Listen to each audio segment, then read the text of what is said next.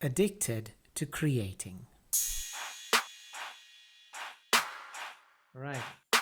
Ladies and gentlemen, we are back. We have arrived at episode 6.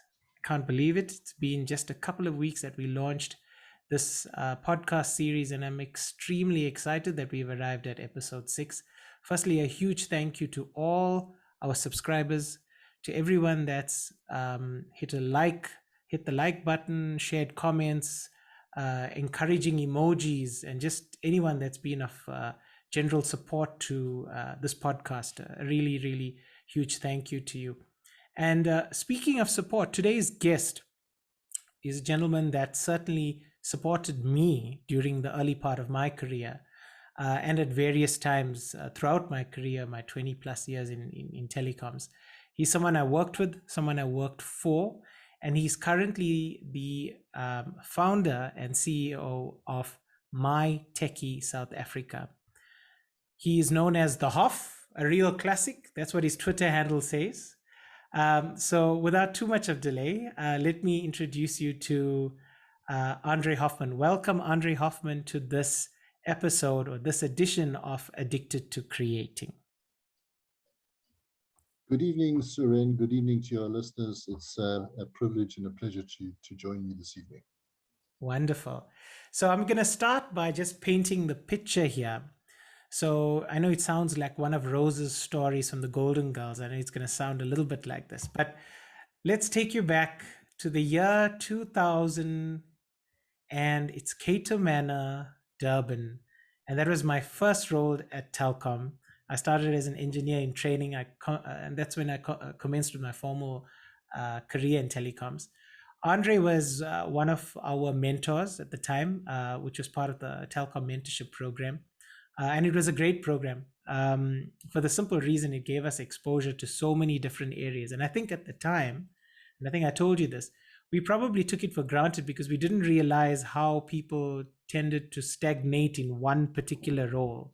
And I think for over a period of 3 years, I got exposure to easily 3 or 4 divisions. And it was amazing that I had this broad view of what was a ginormous organization, which was Telkom at the time. Obviously, these organizations are a lot more slimline these days, and there's a lot fewer permanent staff, and things tend to be outsourced. But back then, Telkom was quite huge. So I started off. I don't know if you remember, but it was basically the transmission planning team at the time, reporting to Tom Redfern. And Basil Maraj, Cyril Mushlongu. And then fast forward to all of the 3 years of the mentorship program, and I arrived at Beach Exchange. And that's when Andre and I actually probably got to know each other a lot more. And Andre was based there for a while. And there I was part of the STH planning team. So that's in a nutshell my period during Telkom. And I think, just to emphasize firstly, just from the get-go, Andre, a huge thank you to you. I think, the role of a mentor is something that you treasure. There's not many people, even in this day and age, that are willing to put their hands up and say, you know what, for no extra money, let's guide these guys down the right path and give them some guidance and let them thrive. So thank you for that before we forget about all of that. So Andre, My Techie was launched a couple of years ago, and I'm sure you're very, very excited to tell the audience of Addicted to Creating what it's about. Let's get into it. Tell us what it's about. Yeah, Suren, sure. Maybe before we get into that, you shook the tin of Cato Manor. That goes back to the days before cell phones and social media, and thank goodness for that, because nothing of that time is recorded, or very little, thank goodness. But we did have a lot of fun. And then, of course, Beach as well. Yeah. There's quite a few stories about all of that. And the gang are still around. I see a lot of them are still Absolutely on the social media groups. And I see you wearing a nice red shirt now. Yeah. And the reason for that is you have matured a lot as a technician, engineer, a practitioner in this telecoms world, and painting it red. Well, that's fantastic. So Thank you. yes, I've always had a deep down passion and desire to see young people succeed technically. I mean, I learned what I learned from my father. My father was an engineer, technician, electrical guy mainly, and he was a lot older than a normal person's father. My father was 61 when I was born, so I was an accident of note. But nevertheless, he he definitely imparted in me a love for things technical, things Yeah, mechanical, things electrical, and that kind of rubbed off. So those early years, I started when things were very analog. They've obviously become a lot more digital these days and cloud-based. And in this period of time, I started to realize also, as you've probably followed my career path, I spent a bit of time as an office bearer of the South African Institute of Electrical Engineers. And what became apparent to me in that period of time was the, the dichotomy, if you like, of technical skills that people have, B degrees, diplomas, good qualifications, yet can't find work, and struggling to crack into a career path which would give them something meaningful at the end of the day. sure. And obviously, it was of concern to me. I would go around from two different universities and institutions of technical higher learning, and I would meet these young people, and they would say to me, Andre, look, can you help me with a job? Can you help me get work? I've got this BTech degree, I've got this diploma, I can do all these things. And you see them even today standing at robots, standing outside with qualifications, and they just can't find work. They just can't get through. And there's this dichotomy, this contradiction, if you like, where you have skill and you can't find work. So I thought about it, and I've come to a sort of, one would think, the end of my career, being in the early 60s now, and finding myself being retrenched. But I said, no, this is not really going to be the end. This is where I'm going to try and give something back. The My Techie construct came out of me trying to make a difference. My hashtag for the years is hashtag MAD, make a difference. And obviously looking at what's happening in the world of Uber, the world of Airbnb, and knowing how our industry works, I thought what I would like to do is I would like to try and create this platform which will make visible the skills that so many of us have. A person like yourself with more than 20 years or 15 years of skill never Yeah, loses that. Even if you get retrenched or move on to another job, you take with it all that experience, all that skill that you have. And it's the same applies to electricians and technicians and network engineers. But the idea is to make that visible and to be able to coalesce it in a platform. If you think of Takealot or Amazon, for example, what is that? That's a marketplace for things. You can buy smartphones, you can buy tablets, laptops, furniture, clothes. But I've got a marketplace for skills. I can find you a CCNA that can wire a plug, that speaks Portuguese and lives in Bazana, if that's what you're looking for. We can mix and match skills, and we can create the opportunity for people to monetize those skills in their local proximity. And one of the things that this pandemic over the last 2 years has taught us is that you actually don't have to go into an office to get work. You can mobilize from where you are. So the technician or the network engineer or the artisan just needs to have visibility on what they need to do. And that's what we do with My Techie. As long as they're equipped, skilled, experienced, got some tools, we can dispatch work to them via the mobile app. They can then commute within, say, a radius of 20 to 50 kilometers and deal with a problem remotely for any service provider company. So currently we're B2B.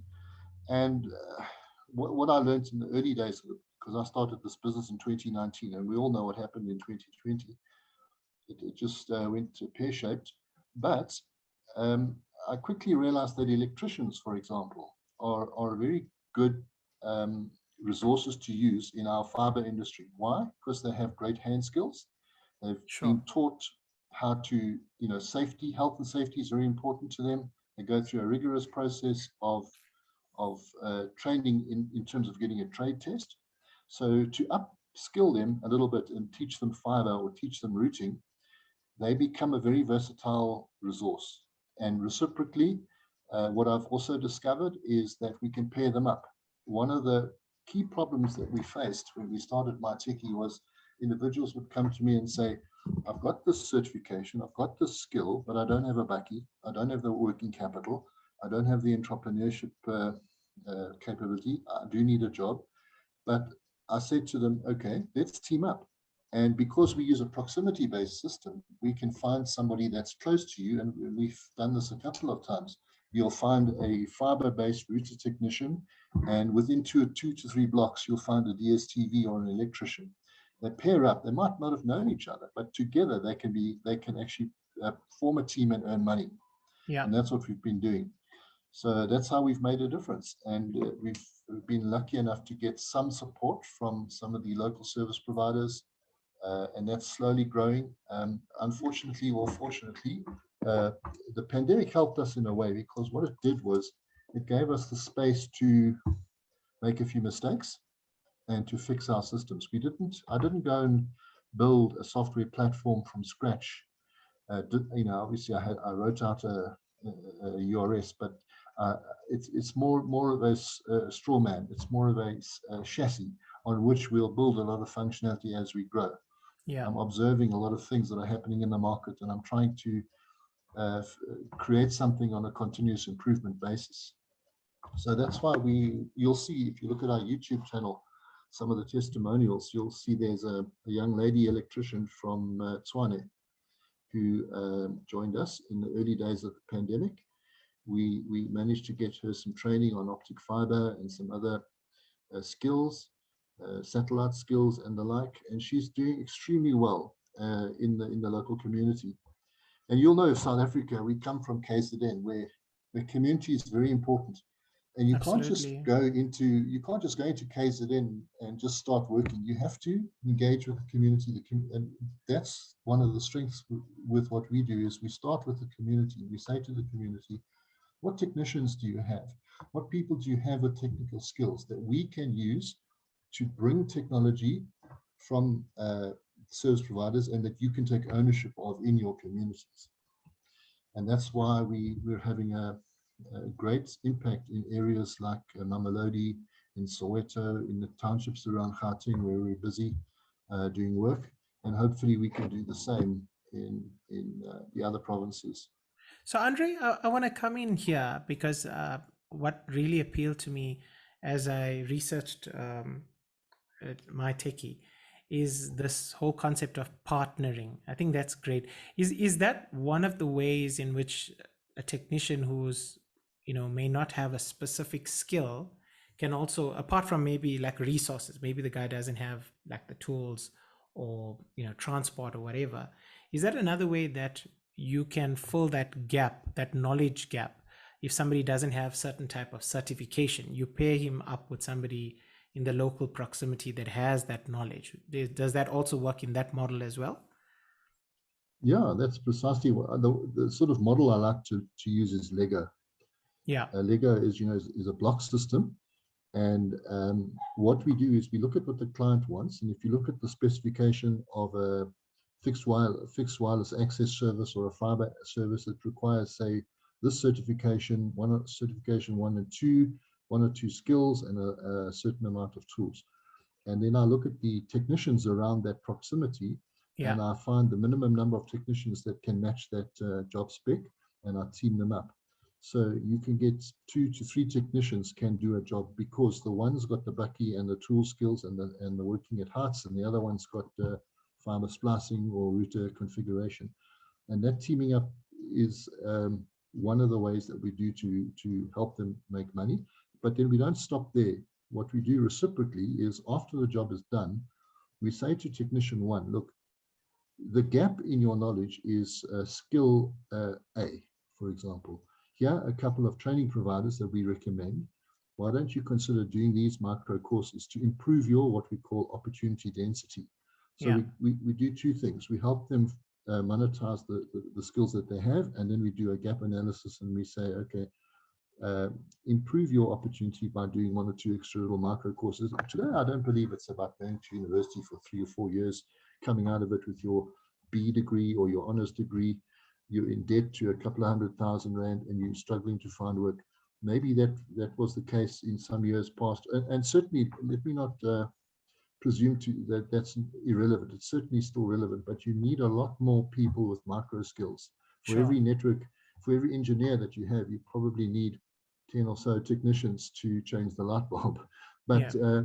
the technology is moving so fast, and so the idea here is to find micro courses that are micro credentialed, that are market relevant, and quickly adapt your technical skills to make money out of them.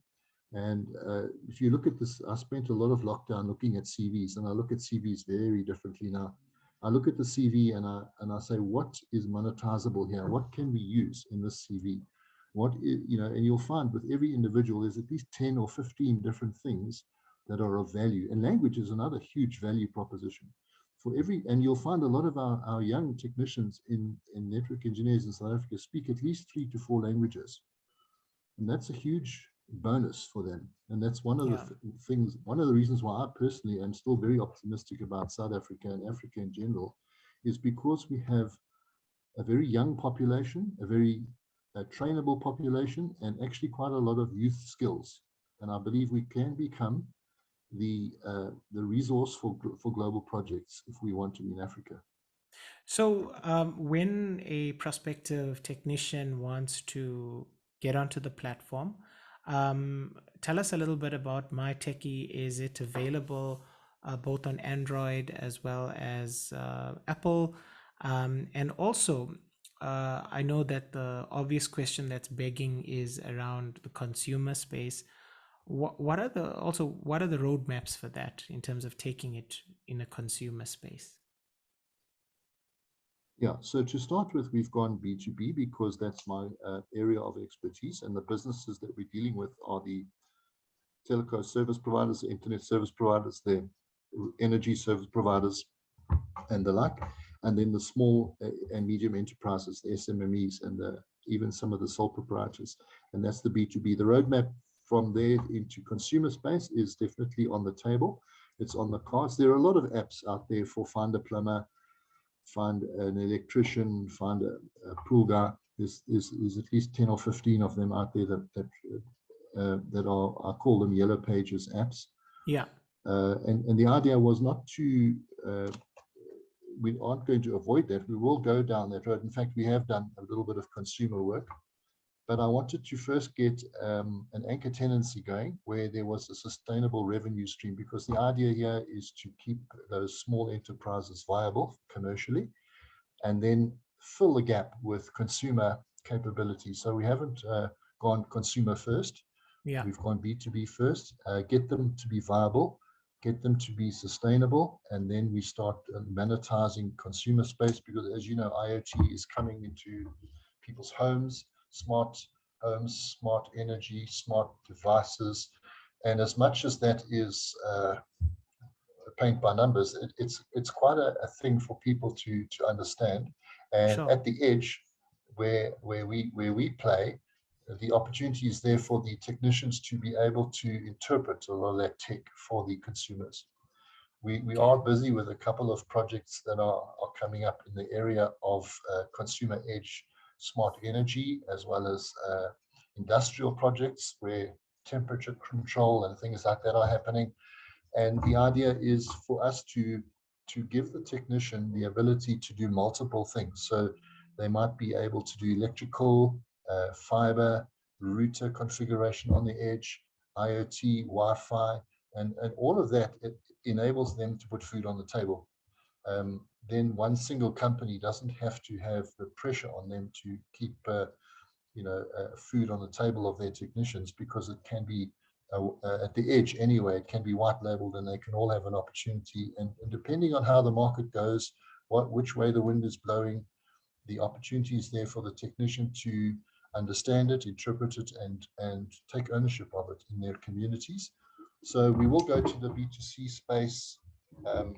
It also depends to a certain extent on how much the investment that I can get in terms of the features and functionality of the system, because at the moment it's fairly rudimentary from a MyTechie point of view compared to its competitors.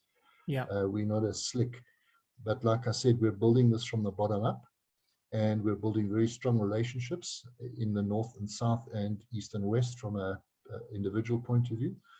And then when we do start clipping on features and functionality, we're confident that it will work and it will be sustainable from an economic point of view for all the role players.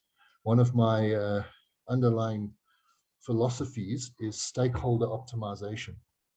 When I was at Cato Manor in those days, I started doing an MBA.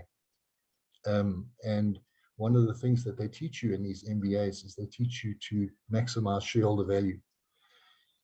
And I'm also very cognizant of some of the social inequalities that we have in our world, in South Africa in particular, in Africa, the inequalities and the what is the word? So you see it's prevalent in the fact that it's just rampant from an inequality point of view. But the idea here is not that the shareholder is the one that's making the super profits, but that all of the stakeholders, from the shareholders to the management, to the suppliers, to the employees, all of them get a fair whack. I call it capitalism with a conscience, or socialism with an incentive. So it's at the back of my mind all the time, which is why our model is a little bit different, and why we are empowering. We're very empowering. The SMMEs that we have, and there's over 300 in the family at the moment, are getting 80 to 85% of the revenue that flows to them. And they will eventually also take an ownership stake in this model. And ultimately, the goal here is to roll this into Africa and make it an African success story. Namibia are crying for it. Nigeria are asking for MyTechie. Zambia, Tanzania, they like this model because it also comes with a little bit of quality DNA. Partially because of my role at the SAIE and the construct of continuous professional development and making sure that there's quality built into the structure of the organization. So when a technician gets a job, they're following a defined standard process that the industry accepts. And if it's not industry accepted, it might be because many of the companies like Red, Yellow, Blue, they all have their own standards, and you follow those standards because it's very guided by the app itself. And it's, you have to do this, then you do that, and you have to produce this evidence, this at this level and this rate. And so all of that is captured pre and post installation. And then there's a construct around that of development. So one of the key barriers that we're facing right now is technicians tend to come out of the mindset of being, well, it's a job, but now they're having to become a little bit of an entrepreneur. They have to have some soft skills. They have to have skills on how to sell. They have to have skills on how to present themselves, how to do a little quote. And we're finding that those are some of the challenges that we're facing when people have to move from the mindset of being an employee and they're going to get a salary at the end of the month to now they actually aren't going to get a salary at the end of the month until something is sold and installed and delivered. Is that built into the MyTechie app right now, or are there plans to help the technicians with that sort of administration? Yeah, so what's built into the ad is all the invoicing and the paperwork. So they don't have to do any of that. But what we do is we have fortnightly techie talks on Zoom or Teams, and we also have mentors in each area, and we bring on guest speakers, and we're coaching and mentoring them, because that's very much a part. We don't want people to feel that they're left alone and just dumped out there like a resource, and then they have to make money out of nowhere. So there's a lot of structure and mentorship that goes around it. We've got a PR and communications team. We've got a bunch of fairly experienced people that assist us from a mentorship point of view. But we're also looking for the right partners to be able to help with coaching, especially in the area of entrepreneurship. Simple business skills on how to do a little quotation and still at the end of the day make a little profit. Because what we're finding is technicians, because we act a little bit like Airbnb, we are ourselves not, we don't dictate price as my Techie. It's a willing buyer, willing seller market. So the technician needs to understand how to price themselves. But when they're dealing with a big service provider like Telkom or Vodacom or MTN, those prices are pretty much industry standard. And then they need to understand how to manage cost. And then also at the point where they start earning money, they need to understand how to have working capital. These are constructs which employees won't necessarily understand. But we're assisting them with that and giving them what we call an ecosystem around them of support. The roadmap also is to include a lot of the ecosystemic things that you would get as an employee, like life insurance, retirement plans, medical assistance, and all of those things. As we build up the ability to have purchasing power, we will then say to the big fintech service providers, here is a bunch of gig hustlers that are earning on average this kind of money. What support can you offer them in terms of funeral plans or life insurance or medical aid? It's very important for us to make sure that our Federation of Technicians has got access to the best possible support if there's a medical emergency, for example. And we're starting to do that already with tools, test equipment, tools, PPE, and training as well. We are affiliating ourselves with quality training providers who are industry accredited, and then guiding people, like I said, so that they should have good tools, good training, and good support. So since launch, tell us a little bit, maybe whatever you're comfortable to share, of course, in terms of numbers, how many technicians or users are registered on the platform? We have a pipeline. Okay, we're using about 20 technicians, but the pipeline is 800 to 1,000 strong. We haven't introduced all of them because we don't have enough for that many, and we've got we're using about 20 SMMEs because most of our work is currently in Gauteng, but there's over 300 in the pipeline. We're dealing with some potentially big contracts that will give us national coverage. We are already doing work in 3 provinces. Well, we're doing work in the Western Cape, we're doing work in the Northern Cape, and we're doing work in Gauteng, and we've done work in Limpopo as well, with work in Mpumalanga coming soon, and KwaZulu-Natal. And as it grows, so will we'll start onboarding a lot more of the technicians. We started, like I said, in 2019, but really the pandemic slowed us down. We had, as you know, there was a global, and there still really is a bit of a shortage of semiconductors that affected us heavily in 2021. Then this year is when we really started getting some traction from January. And we just finished our 3rd financial year at the end of February. And I've just finished my report for that. So being a small business, I can tell you that we gave 370,000 Rand to small businesses, 20 small businesses and 11 sole proprietors. And that's really that happened over 2 months, because although it's a year, that year only really started in January and ended in February financial year. So we should be able to handle that sort of volume, and that's just Gauteng. And that's a real for me, it was really good to see this ability to be able to pass through so much money. And these small entrepreneurs are predominantly young Black entrepreneurs with 2 or 3 assistants in each case. So that worked out at around 2,000 job hours that we were creating over that period. Well, that's very admirable, because I mean, especially lockdown, they were real horror stories in terms of the job shedding that happened globally. It was extremely painful, and as you probably know, we are now starting to see some of the aftermath of that as well. Because purse strings are, everyone's very careful with the purse strings currently. But this is a great initiative, Andre. What is, being an experienced, someone who's been in this industry for many, many years now, I think for the benefit of those, members in the audience, what can we expect in the ICT telecoms field over the next couple of years, in terms of a catalyst to trigger this economic growth, and also supporting the various strategic initiatives that government wants to achieve?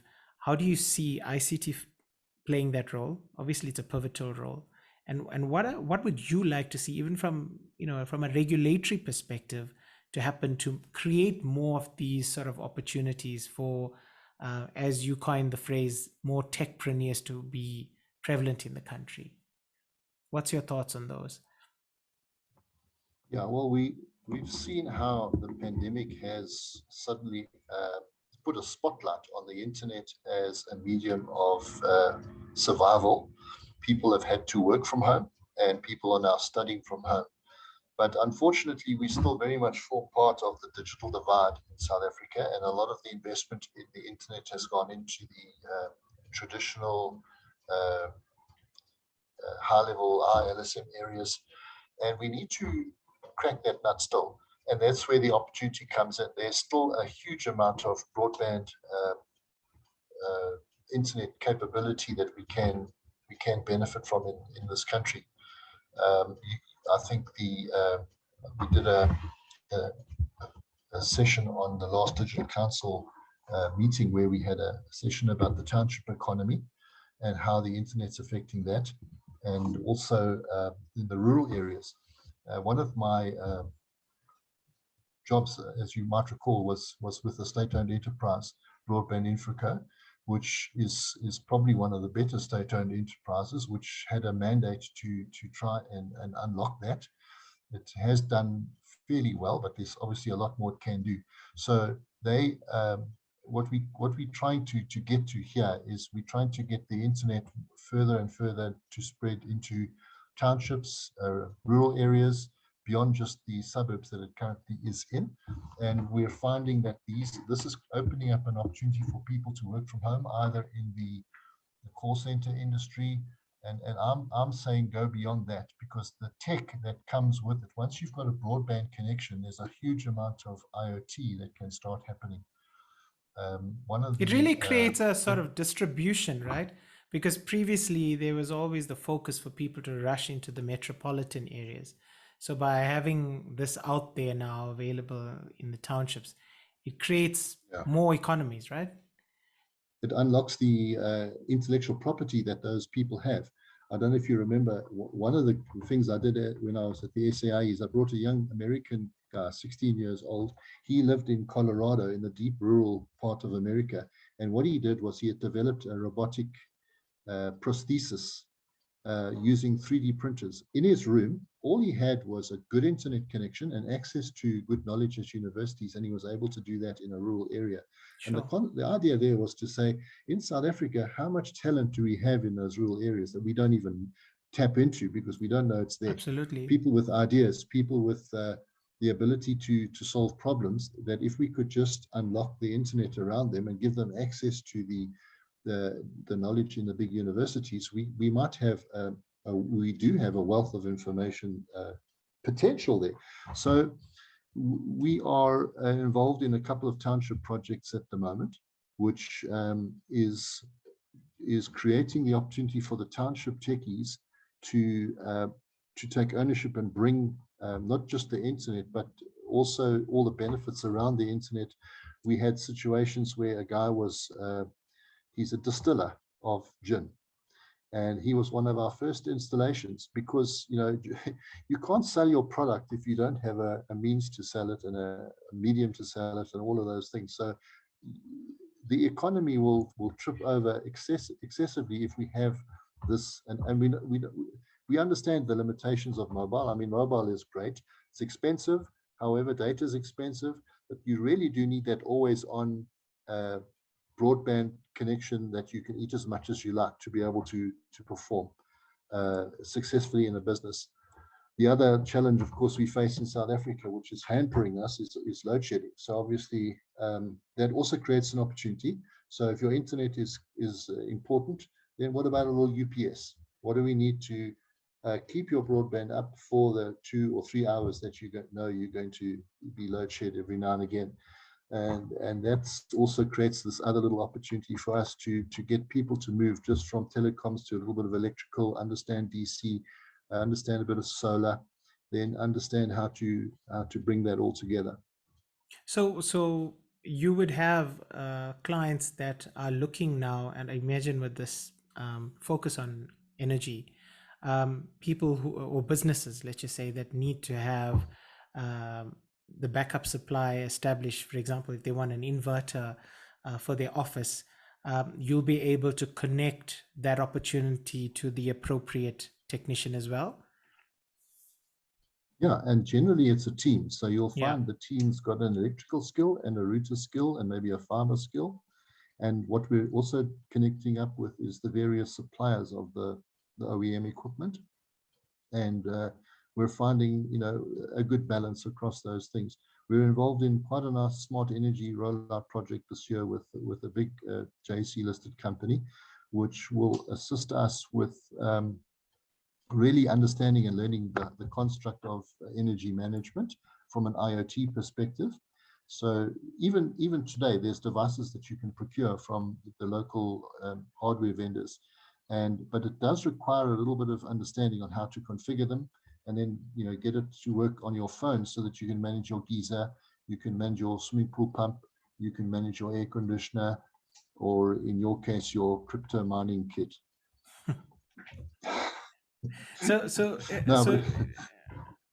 So definitely a very exciting space. I mean, even if you look at it a couple of years ago, the average consumer or small business was not really empowered from having access to these gadgets, and now we've got such a wide range of these gadgets.